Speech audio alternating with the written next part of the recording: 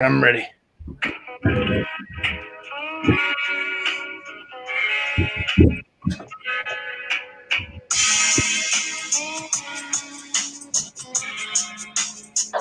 just not sure that Kyler Murray is big enough. This is Tom Brady. He's not just going to retire. Whitey, big fan of the show. Appreciate I've got Brian Murphy to my left, making sure everything's smooth, crispy, buttery. James Harden is systematically ruining the game of basketball. It's the most overrated player. And there you are, the Chicago Bears with a championship defense. And I'm sure Danny's the star is happy to have Antonio back. If you thought you were going to get Zion, that's your bad. Now listening to Open Season, your host, Billy. Good evening. Good evening. Welcome to Open Season. Billy Allen here, your host. We got Frankie Bradica. Alex Tordai is back.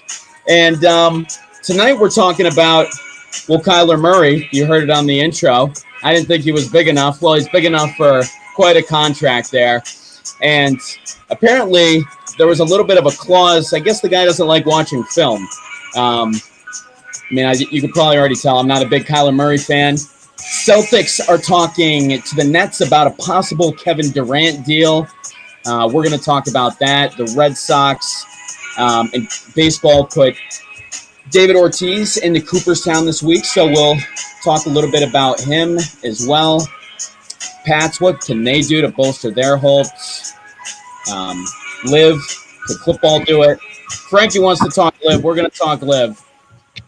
But first of all, let's get to the Celtics talking to talking to the Nets about a possible deal for Kevin Durant. Adrian Wojnarowski, always in the know with the NBA, talks a little bit about it here.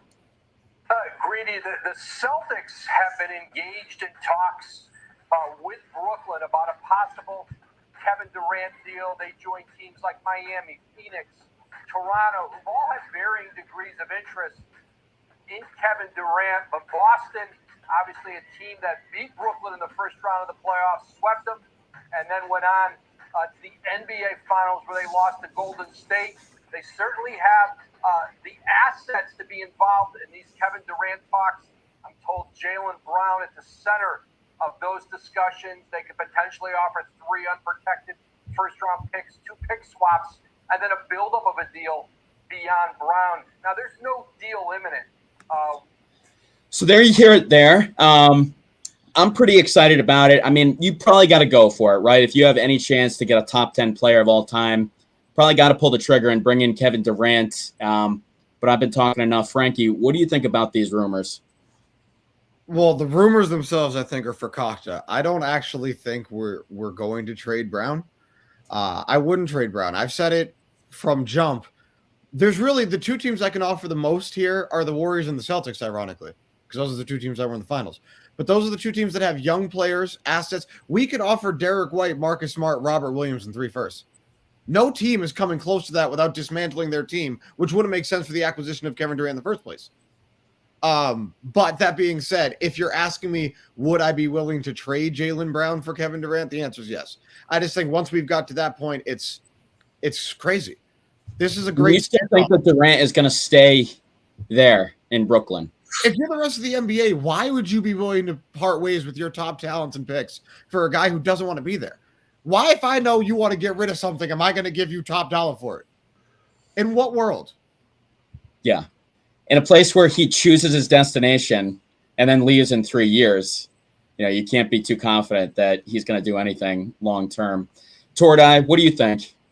If Jaylen Brown isn't a flight risk, which I think we all know there's smoke to him being a flight risk. That might not always mean there's fire. But, he's got a couple years left on his contract. We can offer him the most money. I think long-term, I selfishly would rather us, continue on the path we're going, bank on the talent that we have, trade away guys like Marcus Smart. Go ahead, get him out of here. Jaylen, we haven't seen his full potential yet. I think he's continuing to grow. He's the best player to come out of his draft class that year. Arguably, I would say it's between him and Jamal Murray. I think Murray has very high ceiling as well. And I just don't want to see Jalen walk yet, man. I don't want to see him go. And KD, he's going to be 34 years old in September, and that scares me. These guys get older. They're more injury prone. He's a 7-footer. I mean, in some ways, his game might last and age even better than other superstars. But in others, his frame, I don't know, worries me. I right now, if Jaylen Brown isn't a flight risk, I'm against moving him. Do you think he is a flight risk? I mean, in these days, we talk about titles like you pretty much know what people are doing for like a 2 to 3 year period. Do you think he's going to stay here for beyond the next 2 years? Or when you see him sign with Donda Sports, I gotta say that to me, I was just like, oh, I don't know if I like that. Like the most unpredictable man in the world. Predictable, unpredictable. It doesn't scream that I'm going to take a team-friendly discount and stay in Boston, right? No. You know, I don't know. Donda has a big indication as to, again, we can offer him the most money. If Wick is willing to go into the luxury tax, we should be willing to offer both of these players maximum money, period. And if we do that, I think he signs, because you talk about signing with Donda. Donda wants him to get the most money, which he can only do here. So if we're willing to go into the luxury tax, if we're willing to pay $180 million, I think that's basically what it would be. And again, Kevin Durant for 10 years is not going to have the same longevity as Jaylen Brown at this point. One's 34. One doesn't have 10 more years in this league. But we're 2 games away from a chip. And do I think Kevin Durant is 2 games better than Jaylen Brown in the playoffs? Yeah. Yeah, I do. And do I think if he's the number one and that's who the defenses are targeting, that Tatum has the opportunity to play as poorly as he did? No, I don't. Do you think there's anything to the fact some people have talked about keeping Jaylen Brown basically because he's more of like that dog, and they're kind of worried like if you were to bring in Kevin Durant and have Tatum, that you've got 2 guys that don't quite have that dog. Frank, you're rubbing your face. You probably don't agree with me already.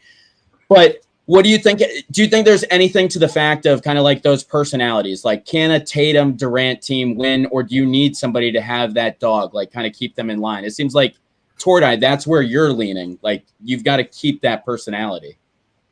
I mean, that dog that Jaylen Brown had this year didn't help us when it came down to winning the championship. Having said that, I think I actually think that Kevin Durant would probably provide even more of a dog because he's probably coming back hungrier than ever after a couple failed experiments. The Warriors just won a championship. I mean, if I'm Durant, dude, I'm probably as motivated as I've been ever in my entire professional career to go out and win one. You don't need to pay the dog. Yes, a Tatum or Brown team can win a championship, but you don't need dog to be your highest paid player. In the NBA, and again, this in the NHL and the NFL, somewhat different. A thumper, a guy like that, a Brandon Brown, those guys are worth their weight in salt and all those things. In the NBA, you need talent at the top. You can have several dogs. You can have Lindsey Hunter and Ben Wallace, but as soon as you go and make him an $18 million a year player, his value drastically goes down because that's not what he is. And Jaylen Frank, Brown, when the Celtics sign Marcus Smart to a max deal, you'll be sorry. He's the only dog that you pay, I guess, apparently, right? No, but I tend to agree with you. In the NBA, talent trumps all, right? Like, we've seen it on how many of these teams where you say, screw it, forget about it. Let's just get the most talent we can on this team. We'll figure out everything else. Like, we could just get a bench. We could just, like, look at those Miami Heat teams. You had, like, Shane Battier, Mike Miller hitting threes. Like, bench guys can come out of nowhere. And if you put the most talent in one place, aside from Brooklyn last year, obviously, you could typically win something. I guess. Wait, which one of us said that? Who said What? Jaylen was better than KD? Was that me? Oh no, I was. I don't know. I don't know who said that, but I was dying at that as well. Yeah. We got to work on bleeping that out. But anyway, I don't even really know what I was saying. Sylvia says, what about a Celtic retribution in 2023? Do you guys think that the Celtics are on that path to come back and actually go there and win the title? We've seen that no team with 2 core players that were 25 and under ever made it back. We've heard so much about that. Will the Celtics make it back this year? I honestly think they're going to have a tougher time making it this year. The best team in the league was the Bucks. They just didn't have Middleton down the stretch. I'm sorry. That team was going to repeat. They were going to repeat. And I think we can be, and you said this before the show, so I don't want to steal your thunder, but I think there's an incredible chance that we are a better team and that we are worse in the standings, because I think so many teams are going to take a leap that we didn't take. And I think, that feeds right back into my logic for KD. Again, for 10 years, do I think he's going to put up the career that Brown will? No, because Brown has 8 years left and KD has 5. But for 2 years, for 1 year, I'd rather have KD. Does KD have 5 years of being better than Jaylen Brown? Yes. He's 7 feet tall and can shoot from 35.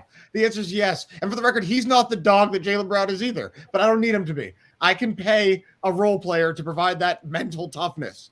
I need KD to be KD. I think he's got 2 years left being better than Jaylen Brown. We haven't seen Jaylen Brown's peak yet.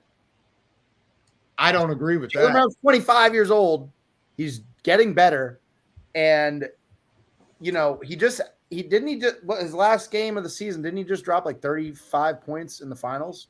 I mean, he's a pretty damn good player. And I'm pretty sure I watched him swat KD's shot and play great defense. I think KD's a better basketball player, and I don't think that's up for debate right now. But 2 years from now, we could definitely see Jaylen Brown eclipse Kevin Durant, a 36-year-old Kevin Durant. Dude, I'm leaning Jaylen on that. 2 years from now, 36-year-old KD, I'm leaning Jaylen. Frank, it seems like you're not. Just like how long does Durant have? 5 years. Just like 50-year-old Jordan was better than best high school player in the world, O.J. Mayo at 18. Sometimes you're just that generational. Kevin Durant is not a top 5. He's a top 2 player in the world. And with LeBron James finally taking a step back, it's him and Giannis now. That's what it is. Jaylen Brown is a top, 15 player with the ceiling that could be just inside of the top 10, maybe 9, 8 overall. Kevin Durant is the second or first best player in the world. Stop. All right. 2 years from now, things can change. Another injury to Durant. Look at his frame. It scares me. What about another injury to Brown? Scares me. What about another injury to Brown, who always has nagging hamstring injuries and is young? I don't like young players who get injured a lot, because typically they become old players who get injured a lot. Yeah. No, kind of a fair point. But still. I guess this is your chat. Frank's had a live itch for a while. We could scratch that right now. As far as, let's talk while we're on the NBA. Charles Barkley. They're rumoring that he wants substantially more than $75 million to go to live. I guess he had those talks, but I mean, honestly, for me, if I'm live, I would pay him whatever. I could see Charles Barkley getting people to watch golf, like people that wouldn't watch. I would watch something that Charles Barkley was involved in, even if I wasn't watching it for the golf reasons. But what do you guys just think about? What do you think about athlete? Like, I don't care where the money's coming from at the end of the day, right? Like in sports, you don't know where it's coming from, but these guys are really taking a hit to their reputation. What do you think of a guy like Barkley, who's so legit, going to something like live? Well, for Barkley, it's a freaking plus, isn't it? I mean, but if I'm live, and if I want to get ratings and I want to be successful in the short term, I'll pay him whatever just to sign on. He'll be worth that. But if I want to be successful as a golf enterprise moving forward, you got to bring him in as an announcer, as an interviewer. You cannot bring him in as a pro golfer. There's no way. And I hadn't heard that before the show, so I'm glad that you surprised me with that nugget, because I hadn't seen that, because that is wild. Wild. No. Bring Charles in as an announcer, not a bring him in as an announcer. Thank you. Yeah. Thank you. I hadn't heard that before the show. We didn't go over that. I apologize. I was like, crap, did I miss something? No, I was just like, you can't bring that man in as a golfer. If you want to be taken seriously, you got to bring him into something else. So yeah, more than $75 million a year to be an announcer. Yeah, no. Pay him $200 million. Why quibble over the price? Well, I just don't get it. If you're going to pay Dustin Johnson like $100 or $200 million, like, wouldn't you argue? I mean, I would argue that Charles Barkley would be just as big of a draw to fans as Dustin Johnson. I mean, not just the fans, but also you're bringing in a community Like, yeah, you're tying the NBA community right in there. Like, yeah, you're getting a whole, like, obviously golf's popularity is increasing, but like even the most casual NBA fan, I mean, I'd say probably about 90% of us love Charles Barkley, right? I mean, come on. Like, who's not going to want to find an NBA fan who doesn't like it? The only people that don't like Barkley are the players that he comments about. But I mean, that's pretty. And CJ says it right here that, you know, he'd bring on the non-golf fans, which I totally agree with. I mean, he gets people to just watch. I mean, me and my buddies will just watch like Shaq and Barkley go at it. I mean, it's like you're not even really paying attention to the commentary at that point. Like, you just want to see Chuck and Shaq catch each other when they slip. You know, it's like the best thing on TV. Inside the NBA has long been an incredible entertainment product. Its entertainment value has long, like, superseded its basketball content. Its analysis is not nearly as great as it is entertaining. And that's because of Charles Barkley. That's because of Shaq. And bringing him on to LIV would be excellent. Would be absolutely excellent. And for the record, he's not just worth more than Dustin Johnson. He's worth more than any golfer in the world not named Tiger Woods. I agree with that. Like, some people are saying, like, what would it be worth? Like, I think that Charles Barkley is a huge draw. Like, sorry about that.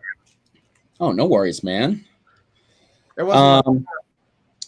So I was just gonna say we were talking about this last week, I think, before the show, but we never really got to it. Two NBA legends, their kids coming up in the summer league. You've got Sharif O'Neal signing a deal with the G League Ignite, and you've got Pippen's son as well, who's coming up. I know Frank and I talked about this, but do you see either of those guys being superstars? I mean, it kind of feels like it's like a hokey like story. Obviously, Shaq's son, like, we're all big friends of Shaq, but big fans of Shaq, but I don't really see Sharif being that good. I feel like he's like a fringe. You know, I don't think he'll ever do anything major in the league, sadly. Yeah, I mean, look, they're. You said are they going to be superstars, and that's really not fair. Are they NBA players? Not Sharif. Sharif is not an NBA basketball player. He's just laterally. He's not fast enough. He's undersized. He can shoot, but not well enough to be a stretch anything. Pippen can be Gary Payton II. Pippen is long enough, rangy enough. He can probably carve out an NBA career as a role player. Neither one of these two is a superstar. Yeah, and CJ says he had a huge setback with the heart surgery. I do know that, but you know, unfortunately, you do kind of not to be a mean person. Oh, you're saying he wasn't good before that? Yeah, no, I mean, he wasn't on that trajectory. You know what I mean? It's not like he had Derrick Rose trajectory and then had that surgery. He was on par to be maybe a fringe NBA player, and that's what he is now. At least a second-round pick. I think he would have gotten drafted. Well, Glenn Baby Davis got drafted. Jared Sullinger got drafted. He would have gotten drafted. I understand that. Right. Oh, and Frank, before we close the page on the NBA, we have to go back to the Harden deal that we talked about last week. I mean, you were making it sound like this guy's a hero for taking what, like $35 million? What I said was if he was going to take that large a discount, how he could start to change the narrative around him. He didn't do that. But if this deal was what, like two for like 35 and a half, basically. Yeah, it was like 2 for 70 or something, or 2 for 69 or something. So yeah, 68 plus, but whatever. So if that had been 2 years for 70 plus, I think that would have said something about where he is in his career. If that was 2 for 60, 55, I think that would have been a different deal, and you would have been looking at that like, oh look, he's finally making a decision he's never made. That is not what happened. Okay, so you agree that 70 is too much then? Because we were last week, I didn't know where you were settling up. He's a bum. He can still give you 18 and 10. He's got enough offensive talent to like be good offensively for several years long after he's out of shape. He's got that type of talent. But he will never be worse defensively. His stamina is not going to be the same. He's going to start getting injured because he doesn't keep himself in tip-top shape. No, 70 million is too much. Let me ask you this. Who were they competing with to sign that deal? Was there anybody even willing to sign Harden within 20 million of that? The Mavs? I know there was Yeah. no rumors about that, but that would have been a fit. Well, the Mavs will make anybody fit. They're desperate. They can never get star power down there. But they also don't have enough on offense. So he would have helped them with a problem that they have, and they have enough defensive players who can only shoot threes but can't create their own shot. He would have given them something they don't have and need outside of Luka. Luka's all of their offense. And the Mavs couldn't even lure DeAndre Jordan, for God's sake. That is literally a different NBA, which is hilarious because it was like a decade ago. But it is not even the same NBA at all. Oh, yeah. Jahlil Okafor would never have had the rookie year. I mean, like you saw his career just absolutely it was like guys needed to shoot threes like the second he came in, basically. Jahlil Okafor might have been as good as Jermaine O'Neal. He was just in a different league. Yeah. I'm sorry. He was a back to the back. I mean, he would have been a Savage in a league where back to the basket still mattered. I don't want to go off on that tangent, but he had a skill set that just wasn't complementary with when he was drafted. Well, take us there. It's the summer. We got time for that tangent. The man could have given you 18 and 10 in most decades before 2010. When he was drafted, he was screwed. I mean, a guy like Ersan Ilyasova, drafted at 17 and some change years old, was a bust for like 5 years. And then because the league starts coveting shooting threes, he's now a commodity. He's now a stretch four. He's now somebody that people will give actual money to. No, Jahlil Okafor got that in reverse. That's all. Who was the guy that you were trying to say would be good if he was playing that? Was it Darko Milicic that you were trying to say would be good? Darko Milicic today could give you something like 16 points a game, could probably give you 8 points and 4 assists. I think his skill set, Yi-Jian Lee is another one. There are just guys who weren't tough enough. There are guys who weren't tough enough when they played. But this is a softer league. When you bring out Lee, I mean, that's when we're just going. Loved him. That guy could barely move. That guy was like a praying mantis, like with the way he moved. Like, but he's 7 feet tall and can shoot from 25. So 7'2". Was he 7'2"? I believe so. I heard. I'll double check. In any event, he would have been better now. Darko would have been better now. Darko was 6'11" and actually had a frame. 7'1". And I'm not saying they would have been stars. I'm saying any one of them would have been much better today than when they were drafted. Yeah. Did you want to talk about the best young guys in the game, or you want to go on to Kyler Murray? I'd probably rather just go on to Kyler Murray. We can go on to Kyler. Let's talk Kyler. All right, so Kyler Murray gets a new $230 million contract, and it's a study clause, study hall clause in it. And I mean, I just think this is absolutely ridiculous. I've heard stuff about Kyler Murray before where he was drafted as a baseball player. He's the only player ever to be drafted in the first round as a baseball player and an NFL player. A lot of people say that he approaches the quarterback position more like individualistically, like baseball is kind of like an individual sport. And you don't really see him get in the huddle. Like you feel like he's more just got the talent, but doesn't really lead. And then this is just the next step. It's like, you've got to incentivize this guy to watch film. We'd be watching film for 12 hours a day if we were NFL quarterbacks. Like, I don't know how you can commit to a guy when you're going to give him a clause that enforces that he needs to watch film. Like, why are you signing that deal in the first place? He's a talented player, but I just don't quite get the logic of giving him the most expensive contract, but you're putting clauses in it to make sure that this guy actually does his job. That's pretty pathetic. Go for it, Frank. Well, no, I was going to give the floor to Alex because I was going to say I actually love it because, I mean, when I played football, I was kind of really easily distracted and kind of a bum. But having said that, I wasn't getting paid $43 million. But also, I mean, dude, he's 24 years old. Maybe this is something that they feel like, you know, it's tough because I'm with you, Billy, but I get it because they are protecting themselves now. They're like, haha, you have to do this. But now they've brought additional shame and scrutiny to him and the team for now, which will pass. I don't know. It's just a very weird situation. right? Yeah, Like they're trying to appease him by signing a $230 million deal, but trying to piss him off at the same time by telling everyone that there's a study hall clause. I would love to know how much film Brady was watching when he was 24 years old. And the thing is that it only makes him watch 4 hours of film a week. I've got to imagine that Brady was watching 4 hours of film, like, before the sun was up. So, I mean, they can track that very easily. How long he could cheat the system. Excuse me. I was relatively patient. I'm just gonna need to step right in there. Love it. First of all, in a vacuum, love it. It's going to become a part of the future. But you said any one of us would be watching film 20 hours a day. Not true. Tom Brady was probably watching 20 hours of film a day. Cool. Him and Peyton and nobody else. Jay Cutler, Jake Delhomme, Aaron Rodgers, none of them would not have benefited from this very clause. It is absurd that you don't think those guys watch at least an hour of film a day or something I bet like Aaron Rodgers does. There's certain guys who don't, for sure. My actual point was that's basically the Jamarcus Russell clause. That's what they should. No, that is a 28 out of 32 quarterbacks in the league clause. Let's just be realistic.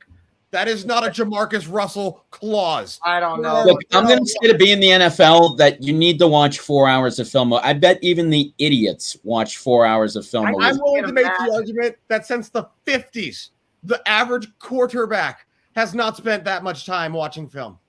He just hasn't. No, let me rephrase that. The average quarterback, his age and under, have not watched that much film. All young quarterbacks getting a contract like Lamar should have this clause in their deal, and we should not look at it as some bad thing. And again, Tom Brady, 40 hours a week. Tom Brady is not a barometer for the average quarterback or the average 24-year-old, 25-year-old man. Why would we use him? I think the problem with the clause is that it's embarrassingly low.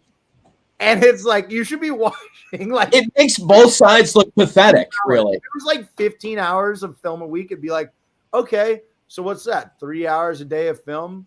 Like, all right, like during from Monday to Friday, you're watching 3 hours of film a day. Like that's doable, right? Like that's not so bad. Like it's your whole job to play and watch football, right? Yeah. But it's 4 hours, which is embarrassingly low, which is why being talked about. It makes both sides look dumb, basically. If it was even 8 hours, like, okay, that's 2 hours of film a day. Like, okay, 4 hours. It's like, why even put that clause in there? Did you have to negotiate with Kyler? It's like you were smart enough to put the clause in there, but dumb enough to make sure that the clause didn't mean anything. I think this is wild. I think this is a wild stance on both of your parts. I'm like befuddled and flabbergasted. Again, 4 hours. 4 hours on top of being in the building 6 days a week. 4 hours on top of making Pro Bowls. Again, this is something a lot of quarterbacks could have benefited from. Frank, the thing is that it should be inherent in the job. It's but it's not, and that is not relative to him. But it's not. Many quarterbacks haven't watched that film. It is not an indictment on him. That is the young quarterback. So what are you fighting for? That you shouldn't have to watch 4 hours of film a week, or what? You shouldn't be shocked that a team, after 50 years of paying people and have them bust, are starting to put it in writing. Yes, they should have that expectation, but many people haven't done it. I am not upset or shocked that they put it in the clause. I'm not upset that it's not enough hours. I just think that is reading into it far too much. This is something everybody should do inherently and don't. So they put it in writing. It's as simple as that to me. Yeah. I mean, it's just interesting. Kyler Murray's always like talking about like playing these games and stuff like Minecraft and stuff. Like, I wonder how many hours of Minecraft this kid's playing or whatever the hell. I mean, it just seems like a minimum requirement for me. It's like a minimum requirement to do anything. Like there are certain things that you have to do. Like watching 4 hour film should be, you can knock that out in an afternoon. Come on. But it's a minimum for a part of his job, right? Like they're not saying you can be a minimum level quarterback. They're not saying you can only play a minimum amount of games. They're saying if you're great on the field and you're great in practice, we are now going to make sure as you age, we require this extra 4 hours. I just don't think that should be shocking, and I don't think that's an indictment on either side. I just disagree with that stance completely. My favorite thing was somebody put up a meme of Kyler, quote unquote, studying for the Broncos, and he's just like riding a horse into the sunset. I like that. Well, I mean, so Frank, you seem to think that this is going to start something for contracts moving forward. That it'll be like probably it's like certain tiers. If you're in the 40 million tier, you got to watch 20 hours. If you're in the 20 million tier, well, it depends on the quarterback, right? Much like I said, Tom Brady's not a barometer for all quarterbacks. If you've got Tom on your team, you don't need this at all. If you've got a guy who struggles to read defenses, if you've got a Sam Darnold, a Lamar Jackson, a Ryan Tannehill when he was still in Miami, if you've got one of these guys, you put the clause in. If you've got a Jay Cutler, his whole career, you put one of these clauses in. But if you've got a Tom Brady and a Peyton Manning, no, you probably don't need it. But that's on you, the organization, after having him for 4 years of a rookie contract, 5 if he's a first-round pick, that you already know what level of work ethic and study level habits he has already. That's on you. But yes, I do believe that all these quarterbacks getting drafted in the first round and getting paid all this money are in writing. It was probably always implied in contract negotiations, but never in writing. Now it is. I don't begrudge either side. And I think a lot of quarterbacks over history would have benefited from it. That was my greater point.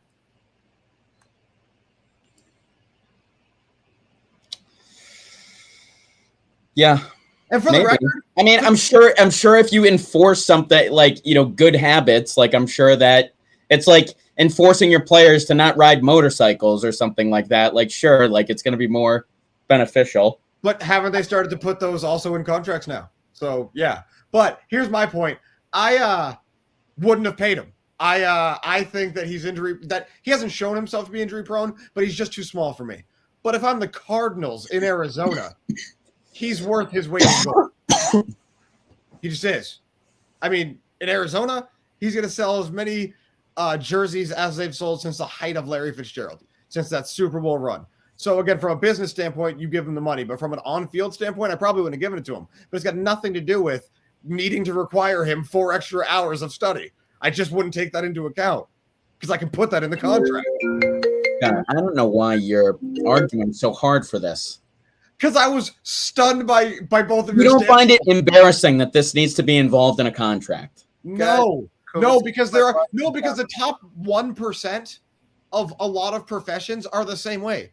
There are a lot of surgeons who were just gifted. There are a lot of singers who were just gifted. And a lot of them didn't make it because they were not required to do 4 extra hours. I'm just saying. There are people who are better than Jordan that never made it. Like, this is just something that a lot of people, once you invest $40 million, $230 million. So now these contracts are here to better mankind, basically, is what you're saying. This will make us all better people. No, but shouldn't you safeguard yourself against the things that have troubled you for decades? Shouldn't you now that you can contact trace and all this other BS, shouldn't you now start to have a tangible, physical, in-writing version of this in the contract? Like, what are we doing here? Of course you should. Yeah. Well, looking ahead at the Patriots, so last week they refused to come out and name a coordinator, offensive or defensive. You see Bill Belichick at age 70 taking on more responsibility than really he ever has, aside from maybe in Cleveland, where there were a couple of years where he refused to name an offensive and defensive coordinator. And obviously it didn't quite yield the best results for him there. I mean, whether that was his fault or not. I just don't agree with what he's doing in terms of like just not trusting people still at this point in the org. Like, don't you need to let certain people do their job? Like, how long can he just bring along his buddies? And don't you think that'll have a cumulative effect this year? Like, when you're the defensive players, you're looking at one coach for when you're looking to 3 different people to try to understand what you should be doing. Don't you think that has some type of effect on you? Like, hey, I like the way that Joe Judge calls it versus I like the way that Belichick calls it. Or I just think I don't understand how that could be good to have so many cooks in the kitchen. I don't know. There's a lot of variables there. So, like, on its face, I don't love it. But also, if they've all got the same recipe and they've been cooking in the same kitchen for 10 years, there's probably not too many. If they're all teaching him the same thing, then you never get that divide of if I like this guy's play calling versus this one, because they're all calling from the same play sheet, and they all have relative tendencies. But here's my bigger thing than that. This is going to be bad, and I was staunchly in the Belichick camp versus Brady. And there are a few things that I think I've been wrong about as badly as this. He's going to self-implode. This is going to be like Rome. This is going to be bad. This is Larry Brown on the Knicks with less talent. I mean, this is Bill Parcells in his run with the Dolphins. This ain't gonna go well, Chief. He is trying to prove that I'm every bit as good now as you thought I wasn't in Cleveland. I'm gonna do the same thing and win the same way. And the thing is, he's really not. He's really not, Billy. I totally agree. It feels like he's doubling down on the things that have not been tremendously successful or whatever. And it's different when you can do it with Tom Brady and you just have something else kind of on autopilot basically and can try different things. But the thing for me that's super disappointing is you try to come back, you try to believe in this team. Obviously I've made my opinion clear that I am riding with Brady until, I can't ever forgive that. But what they've done around Mac Jones without giving him like a top weapon, without giving him the protection he needs, without giving him like the right offensive play caller and everything. I feel like it's borderline negligent what they're doing to Mac Jones, because you're going to need him to he's going to have to play way over his shoes in order for this team to be successful, isn't he? And they're not making that easy for him to do. I don't think the gear that we would need from him to make us representative is a gear he doesn't have. Yes. Mac Jones is not that good. I'm sorry. Because the worst of Mac Jones is going to be better than a lot of the worst of other quarterbacks. But the best of Mac Jones is not up to scratch. It's like middle level. Yeah. Yes. The very best of Mac Jones is not a threat to be one of the very best in the league ever. That will never be the case. Yeah, and I saw some people talking about apparently last year the Pats averaged more points than they did in Brady's final year or whatever. And they neglect to tell you that, yeah, the Pats ran up the score on a couple, if they didn't play those two Jets teams, that you'd take like 10 points off their average per game. So I think that's just misleading. It's almost like they're kind of trying to tell themselves like, yes, we're on the right path, when it's like they're picking stats to validate themselves that isn't going to actually mesh out in the end. But go back to relative to the league. They average more points, For 14 years, the average, no team scored 30 a game in Brady's career. So obviously Mac Jones, as a middling offense, is going to put up more points than some of the best offenses early in Brady's career. And I know that wasn't the case last year because, like you said, we beat up a lot of bad teams. I do believe we were top 5 in total offense or scoring, or one of those stats that is innocuous because we were beating the Jets 50-0 and then losing to every good team we faced. But look, I see like 6 wins for this team. And I see us expecting a lot out of Mac Jones that he doesn't have. I see Bill expecting a lot of Bill that he doesn't have at what is he, 72? He's a little over 70. Like the guy, I'm sure could still be a great coach, but he still is the GM and still the biggest talent evaluator and still both coordinators now. And now the head coach and he's got both his sons. He's got too much going on. He does. I'm not worried about too many cooks in the kitchen on offense. I'm worried about Bill with too many hands in the cookie jars. Yes. And just worried with him spreading himself too thin. Like he's basically going to become the voice to the quarterback at his oldest season. Like he's introducing more wrinkles into his most advanced age. Like I almost look at McDaniels, who just seems to be making a lot of good decisions as he goes over to Las Vegas, like kind of appointing the right people and letting people do their job. And I just feel like Bill is doubling down on something that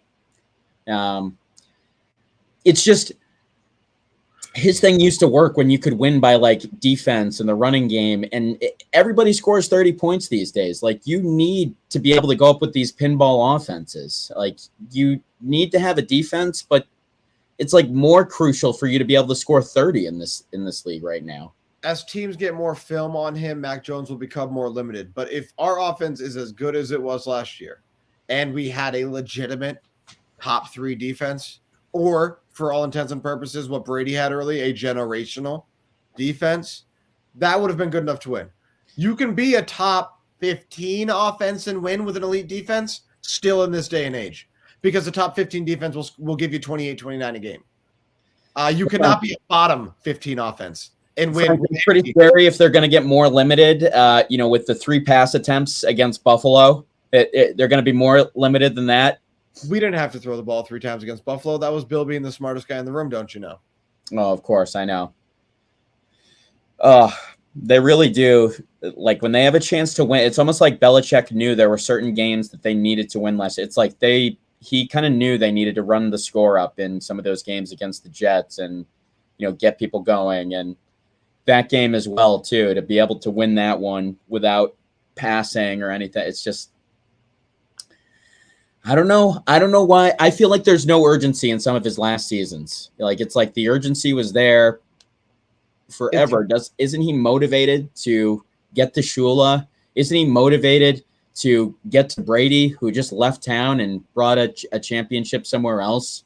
Like, the whole point was you moved on from Brady. And then lastly, I'm going on a long thing, but couldn't you have had the same plan in place with Brady? Like, basically, you could have gotten Mac Jones at 15th and still had Brady. This team, it's like they didn't turn everything around. And like when you get rid of Brady, you probably think you rebuild. This team's just as old as they were when Brady was here. Like, what did they really do in getting rid of Brady? It's not like they got younger. It's not like they did anything that they couldn't have done with Brady at the same time. This isn't 2020 hindsight. I said this at the time. That Giants job was open, and the 49ers job was open. And if I was Kraft, I would have traded them both. I would have had McDaniels and Garoppolo and what was a younger team at the time and a lot of cap space and draft capital. That was the move. Fail or succeed. That was the most sure-proof. That was the way you had most chips moving forward for a 10-year period. How catastrophic would that be if you fail? You get rid of both of them, and then you go to McDaniels and Garoppolo. Statistically speaking, probability-wise, it's about the same level of success as what you have now. Even if it fails, are you going to be a lot worse than what you're going to be this year? You're not going to be good this year. So what you didn't work, and now you don't have the coach. You don't have Garoppolo. You did it twice. At least then you had a guy you already knew worked. And you had a coordinator you already knew could be a head coach. Now you've got a coach who might be past it without his fastball. And honestly, a guy who I don't think Mac Jones' best is better than Garoppolo's best. Now, Garoppolo's is way worse than Mac Jones' worst. But them at their absolute apex, I would still take Jimmy. I would take Jimmy, too. I think Jimmy's a better quarterback than Mac Jones. Again, I said it at the time. That was the move. And again, what I would have done if I was Kraft is probably keep both of them and just say, friggin' figure it out. I'm just going to keep paying you and keep franchising you, and neither one of you is going anywhere. Yeah, but I think Garoppolo is better than Mac Jones. Like, is that going to be the final verdict? I'm not necessarily saying that. Mac Jones has only had 1 year. I mean, could he get himself to be better than Jimmy Garoppolo? Like, I never thought anything crazy at Jimmy Garoppolo. Look at them against the Green Bay Packers in the Super Bowl or the playoffs a couple of years ago. They couldn't get the ball out of his hands fast enough. So, but it's the totality of all of it. Would we have kept Brandon Cooks? Would we have then been in the Julio Jones market? Because, again, we clearly had a different strategy for Garoppolo, gearing up for that. And then we were told we're keeping Brady, kiss off, and we sold it and then built it around Brady again. But clearly for about 8 months, we were gearing towards a transition. And what I'm saying is if you were willing to transition from the quarterback, you should have been willing to transition from both. I wouldn't have transitioned from either, but once you made that decision and you had that perfect scenario of one of the only other teams in the league Belichick would go to was open. And one of the teams that Brady wants to go to most was open in the same offseason. That was the move. I honestly never even really thought that. I mean, yeah, it's crazy when Belichick did that documentary and they go into the Giant and it's like Belichick's almost getting choked up about his memories there. You're like, what is going on here? This guy doesn't blink when anything else happens. And he's talking about some sweaty practice that happened in 1980 or whatever. And to be fair, when he gets around Parcells, he's clearly the younger brother. He might crap on all the reporters and players, but when you see him on camera with Parcells, clearly Parcells is the daddy in that relationship. Yeah, He just I is. agree. He just is. Well, you talked about that Julio Jones market that we could have played ourselves into. Somebody else played themselves into. See, somebody has urgency. The Buccaneers have urgency. They do everything that I would want my team to do. Them and the Rams. How can you not root for them as sport fans? They just go for it. It's like, will Antonio Brown work? Screw it. Let's bring him in and see. This is gonna be Does Julio Jones have a lot left in the tank this year? A lot of people say that he's been hurt the last 2 years, but I'm not saying he's going to have a great statistical season, but I think he's probably a shoe-in to get 10 touchdowns, and I think the chemistry with Brady will be that. I think they're both going to be very motivated to have good seasons. I think it's worth it to take a flyer on Julio Jones. I mean, why not? I don't think it's a question that it's worth it to take the flyer. And this is going to be kind of a bad answer for me, but it's either going to go really well or he probably won't make it through the season on the team. I don't think he's got a lot left in the tank, but I say it all the time. When you are an all-time great, it's not about doing it 16 games in that league or 82 games in other leagues. It's about, can you do it a quarter of the time? If Julio Jones can give you 4 good regular season games and a good playoff game, he's done his job as an aging veteran. And I think with Brady in that offense, he has the best chance to do so. So whatever he has left in the tank, I think will be maximized this year. I don't think he's going to have any longevity. I think he's maybe got 2 years left of being productive. I just don't see very many 6-catch, 100-yard games from him. And I don't think he's a shoo-in for 10 touchdowns. For him in his career, 10 touchdowns is a lot. He's traditionally under. I just feel like Brady comes up, gets chemistry with these guys, and kind of knows how to find them by the ends of maybe Julio Jones wasn't the biggest red. I mean, he's had seasons where he scored or whatever, but yeah, 10 touchdowns is a shoo-in. But I feel like Mike Evans gets 10 touchdowns like it's nothing over there. I guess I'm saying I could see more of an 800-yard. I guess I feel like Julio Jones is still going to get open short. Maybe he's not going to go long, but he could still catch 6 catches for 60 yards and a touch. I think the floor for Julio Jones, provided he plays. I mean, if he gets injured, all bets are off. Provided he plays, I think his worst is Wes Welker's first year with the Broncos and Peyton Manning. That's a season that you'll take easily. Underperformed, but you take it. And I think more realistically, what we're looking for, what we can expect is T.O. in Cincinnati. Dude, I would take that in a heartbeat for that too. I think T.O. in Cincinnati had something like 60 catches and 800 yards. But he had 10 touchdowns or something at the end. I don't think it was 10. I think it was a handful.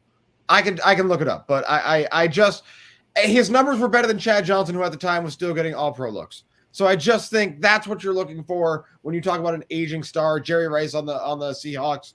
And again, not that it's every night anymore, but they can give you a couple of those games. They can win you, an icy game in December that gives you playoff home field advantage.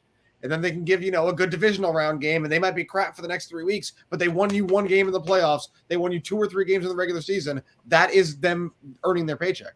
Yeah, even if he can fill in for 2 or 3 games while Godwin gets healthy and stuff too. I think, you just saw how they got thin at wide receiver pretty quick when they lost Antonio Brown last year. I think that was Brady. And now they lose Antonio and Gronk. I mean, it's just taking a weapon. I just say, why the hell not go in on Julio Jones for a year? I know Scotty Miller was hurt for portions of last year, but Tyler Johnson's good. And if Tom Brady trusted Tyler Johnson, they wouldn't have been that thin. I know they had whatever was going on last year. Loved him as a rookie. Clearly, he fell out of the circle of trust Fokker last season. But at the end of the day, I think that was Brady just reverting back to he's young. He doesn't come back to the ball. He doesn't, flatten out this route. He doesn't extend this route. I'm just not going to throw him the ball. He had other pass catchers that are still better than what the Patriots have, for example. That just didn't show out last year and did their Super Bowl year. So part of that was just, the honeymoon was over for that offense.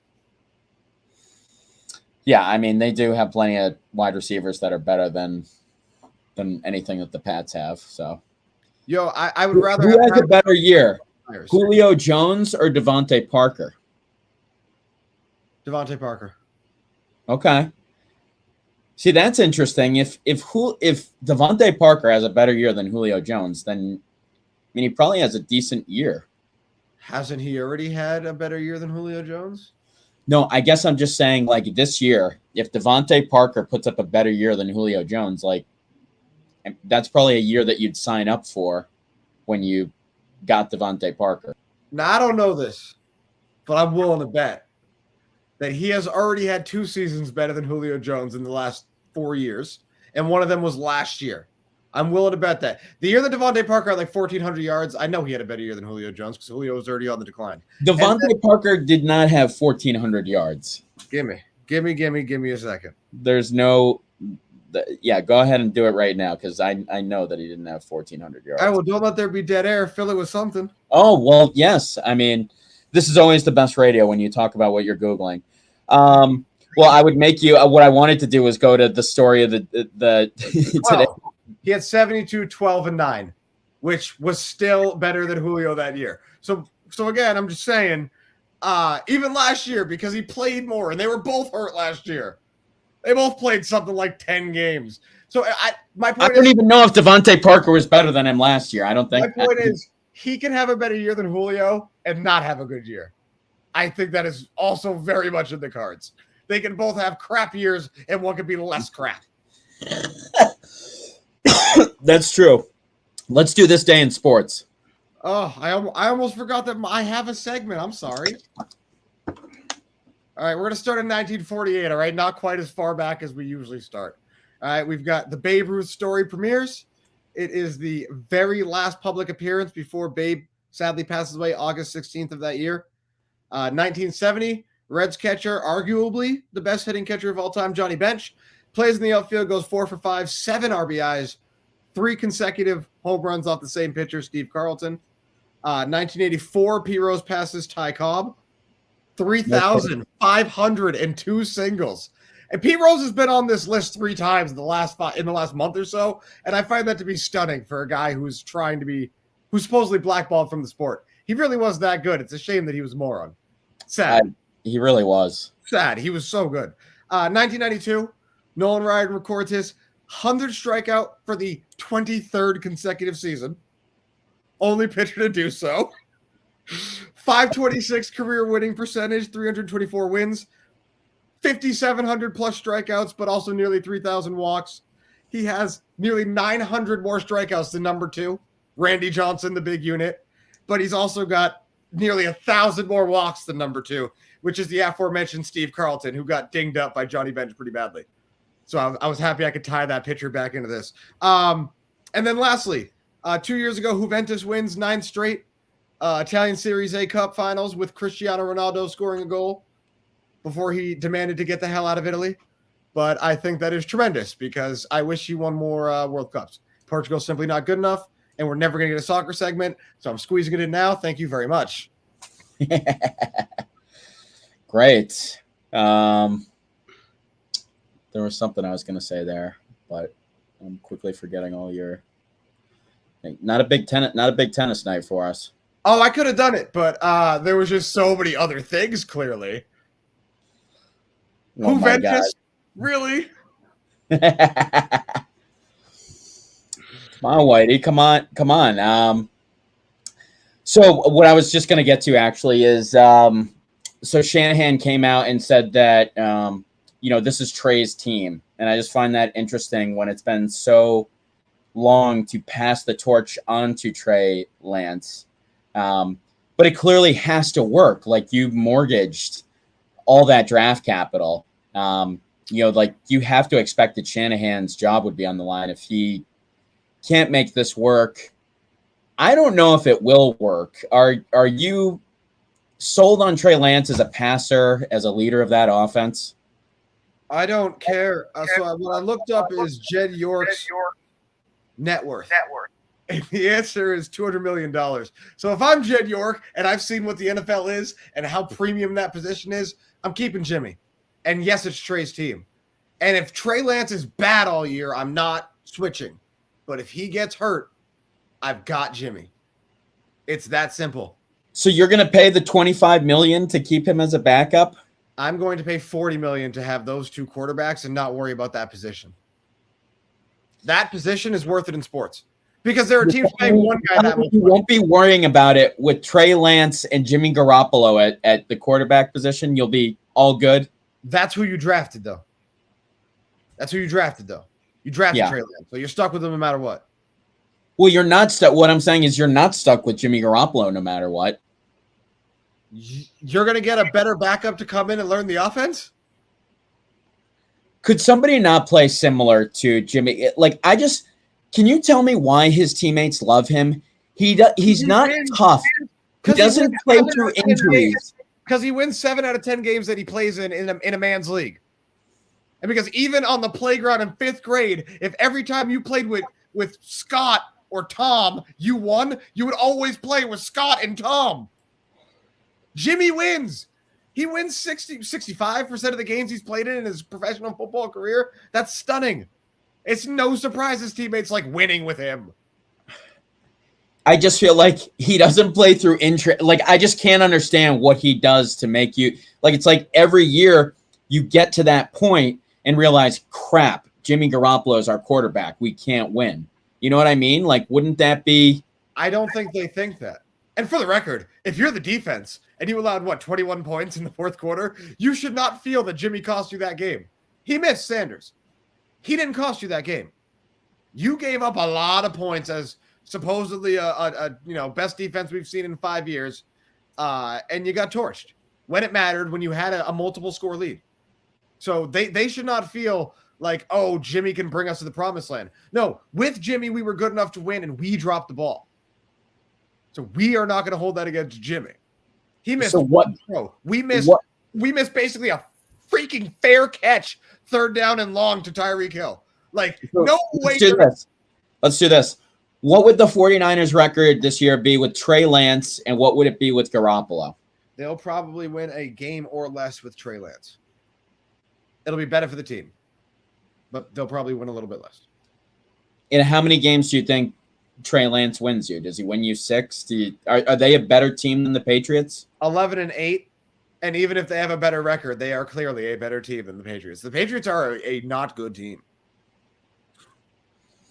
I'm sorry. The Patriots are not a good team. This is just refreshing for me to hear this because I'm a Bill guy, but I do this weird thing where when I get new facts, I update and change my opinion on things.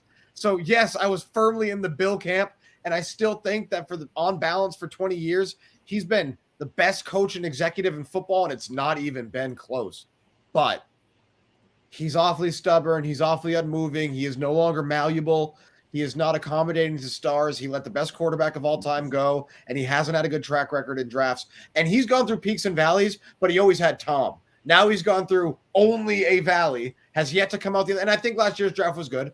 So if this year's draft is good, it'll start to be on the upswing. I just don't think it matters because I think he's so rigid that he's going to cost himself now in a way that he's never done at any other point in his career. He's going to cut off his nose to spite his face in every circumstance, and it's just not going to work. And I'm sorry. No, I mean, I completely feel the same way. You're almost taking the words out of my mouth. I don't even know what to.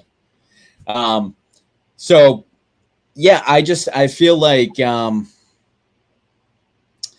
I feel like the Pats always kind of like Belichick has always had this like he zigs when everyone else zags, but it's like it's not appropriate this time. You know what I mean? Like you can't just have a running game and a quarterback who doesn't turn the ball over. That's not enough anymore. In the regular season, you can win 10 games like that, but we can't because our roster's not that good. Yeah, and we don't have a defense that could stop anyone right now either. So you're going to have to, like, I think to win based on like not turning the ball over in a good defense, it's like they don't have the defense to win. In the playoffs, you now need a playmaker, and you haven't always needed that if you have everything else. And I mean at the quarterback position. Yeah, I think the Pats. Sorry, in the regular season, you can still win double-digit games with that strategy. You no longer can win a chip like that, but you can still be a playoff team perennially if you're that good. Here's what I think. If they had like an incredible running game, an incredible wide receiving core, an incredible defense, then you could be fine with Mac Jones. Like it's kind of like a Jimmy Garoppolo situation where like if you have all the other pieces. He can be the missing ingredient. But you can't not have those pieces and expect him to take you anywhere. He's like, Kirk Cousins. And I don't have any problem with Kirk Cousins, really. I don't either. But since we only got like 30 seconds left, I do want to ask, had we done top 5 NBA players under 25, do you have Tatum 1?